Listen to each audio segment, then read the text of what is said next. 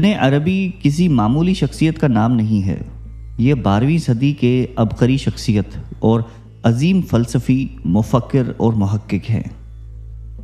آپ حاتم طائی کی نسل سے تھے جو اپنی سخاوت کے باعث نہ صرف عرب بلکہ تمام دنیا میں آج تک مشہور و معروف ہیں۔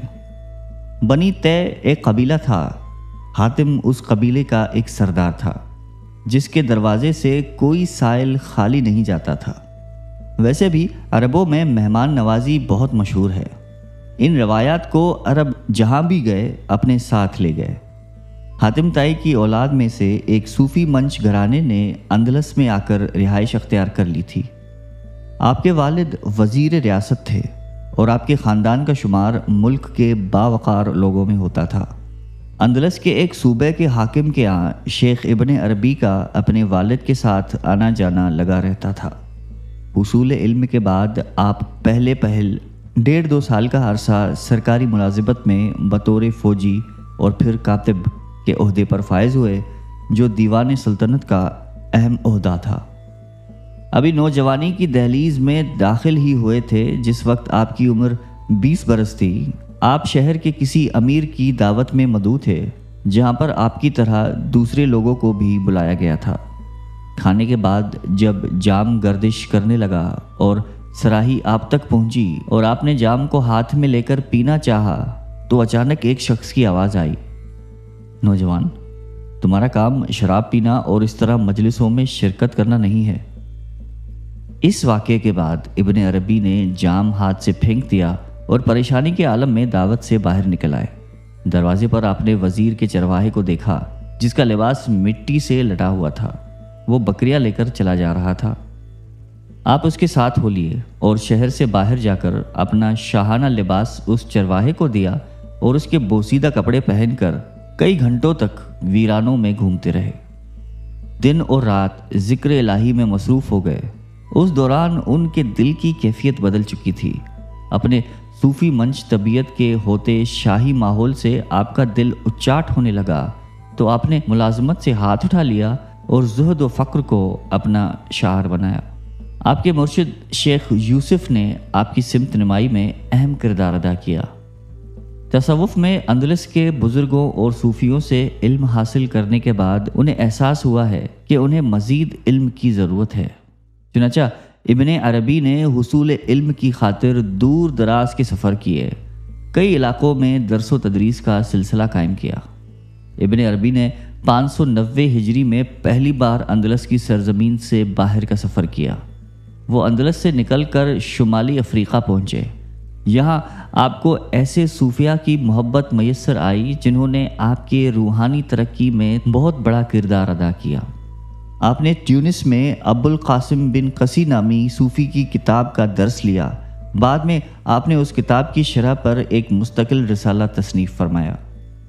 شمالی افریقہ میں شیخ ابن عربی نے ایک خانقاہ قائم کی۔ 2 سال کے عرصے میں وہاں ان کا ایک بڑا حلقہ بن گیا۔ اندلس کے ساتھ آپ کا رابطہ بحال تھا کیونکہ آپ کے والدین، قریبی عزیز و اقارب وہاں مستقل رہائش پذیر تھے۔ ابن عربی کو جلد ہی اندلس لوٹنا پڑا جس کا سبب آپ کے والد کی وفات تھی۔ وہاں والد کی جائیداد کو فروخت کر کے آپ اپنے آبائی گاؤں پہنچے اور چند برس گھر والوں کے ساتھ رہے۔ آپ پر گھر بار کی ذمہ داری آ پڑی تھی۔ ہر طرف سے ابن عربی پر زور ڈالا جانے لگا کہ وہ ریاست کی ملازمت اختیار کر لیں، مگر آپ نے انکار کر دیا۔ آپ اپنی والدہ اور 2 بہنوں کے ساتھ مراکش آ گئے اور وہیں اپنی بہنوں کی شادی کی ذمہ داری سے آزاد ہوئے اور اپنی والدہ کی خدمت میں مصروف رہے۔ چند سال کے بعد ابن عربی کی والدہ بھی واصل بحق ہو گئی۔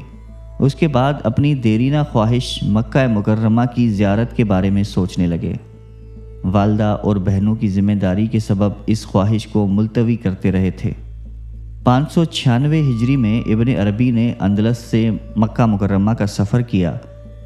وہ براستہ الجزائر، ٹیونس، مصر، یروشلم سے ہوتے ہوئے مکہ مکرمہ پہنچے اور تقریباً 2 سال وہاں قیام کیا۔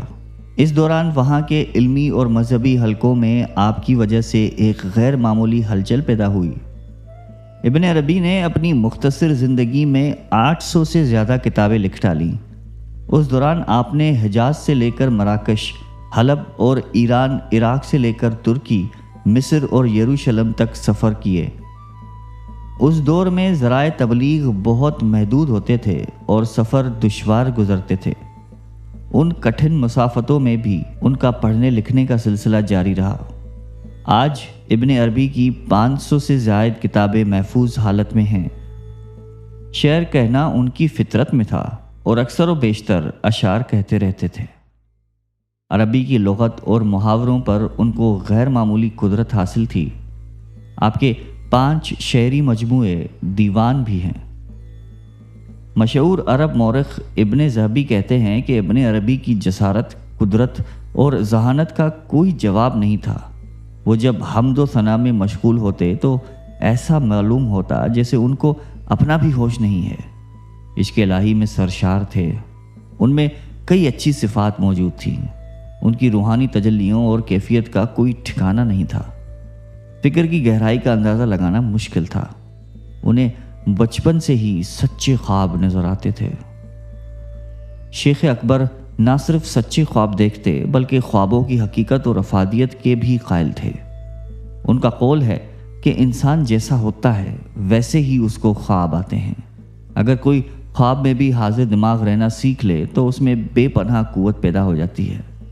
خوابوں کے ضمن میں ان کے کئی واقعات ملتے ہیں۔ شیخ خود لکھتے ہیں کہ ایک دفعہ میں سخت بیمار ہو گیا۔ زندگی کی کوئی امید ہی نہیں رہی تھی۔ لوگ میری شدید بے ہوشی دیکھ کر گریہ وزاری کرنے لگے۔ انہیں محسوس ہوا کہ میں دار فانی سے رخصت ہو چکا ہوں۔ میں نے اسی حالت میں خواب دیکھا کہ کچھ وحشت ناک چہرے والے میرے قریب آ کر مجھے اذیت دینا چاہ رہے ہیں۔ قریب ہی ایک حسین و جمیل عطر بیز شخص مجھے ان سے بچا رہا ہے۔ بالآخر اس کے آگے وحشت ناک چہرے والے ماند پڑ گئے اور مغلوب ہو گئے۔ ہوش میں آنے کے بعد میں نے دیکھا کہ والد گرامی سرہانے بیٹھے سوگوار آنکھوں اور اشک بار پلکوں کے ساتھ سورہ یاسین کی تلاوت کر رہے ہیں۔ میں نے خواب میں جو کچھ دیکھا تھا سب عرض کر دیا۔ بعد میں معلوم ہوا کہ میری صحت و عافیت والد کی دعاؤں اور سورہ یاسین کی برکات کا نتیجہ ہے۔ ابن عربی کی زوجہ مریم بنت محمد بن عبدون اندلس کے ایک امیر کی بیٹی تھی۔ وہ ایک متقی خاتون تھی۔ انہوں نے روحانیت کے کئی مدارج ابن عربی کے ہمراہ میں طے کیے۔ انہوں نے خواب میں ایک شخص کو دیکھا جسے انہوں نے کبھی زندگی میں نہیں دیکھا تھا۔ اس شخص نے پوچھا کہ آپ تصوف پر چلنے کی خواہش مند ہیں؟ آپ نے کہا کہ اللہ کی قسم میں ایسا کرنا چاہتی ہوں مگر نہیں جانتی کہ اسے کیسے اختیار کروں۔ اس شخص نے جواب دیا کہ 5 باتوں سے: توکل، یقین، صبر، عزیمت اور صدق کے ساتھ۔ ابن عربی نے اپنی اہلیہ کے خواب کو سن کر تصدیق کی کہ یہی صوفیہ کا راستہ ہے۔ ابن عربی 601 ہجری میں مکہ سے روانہ ہو کر بغداد، عراق، یروشلم اور دوسرے شہروں میں سفر کرتے رہے۔ دمشق میں ان کی ملاقات سلطان صلاح الدین ایوبی کے بیٹے سے ہوئی جس نے آپ کی بہت قدر کی۔ سلطان کے نواسے امیر حلب عبدالعزیز کے یہاں بھی آپ کی بہت قدر و منزلت ہوئی۔ 604 ہجری میں آپ ایک مرتبہ مکہ میں وارد ہوئے اور 1 سال تک وہاں پر قیام کیا۔ اس کے بعد آپ ایشیا کوچ کر گئے جہاں سے 607 ہجری میں قونیہ پہنچے۔ قونیہ اس وقت سلجوق سلطنت کی راجدھانی تھی اور ایک عظیم شہر تھا۔ قونیہ میں آپ کی آمد مشرقی تصوف میں ایک انقلاب کا پیش خیمہ بنی جس کا وسیلہ آپ کے شاگرد اور سوتیلے بیٹے صدر الدین قنوی بنے۔ صدر الدین قنوی جو آگے چل کر تصوف کے بزرگوں میں شامل ہوئے مولانا جلال الدین رومی کے قریبی دوستوں میں سے تھے۔ آپ نے ابن عربی کی کتاب فصوص الحکم پر شرح لکھی۔ صدر الدین کی ظاہری اور باطنی تربیت ابن عربی نے کی۔ وہ کئی زبانوں کے ماہر اور تمام علوم میں مہارت رکھتے تھے۔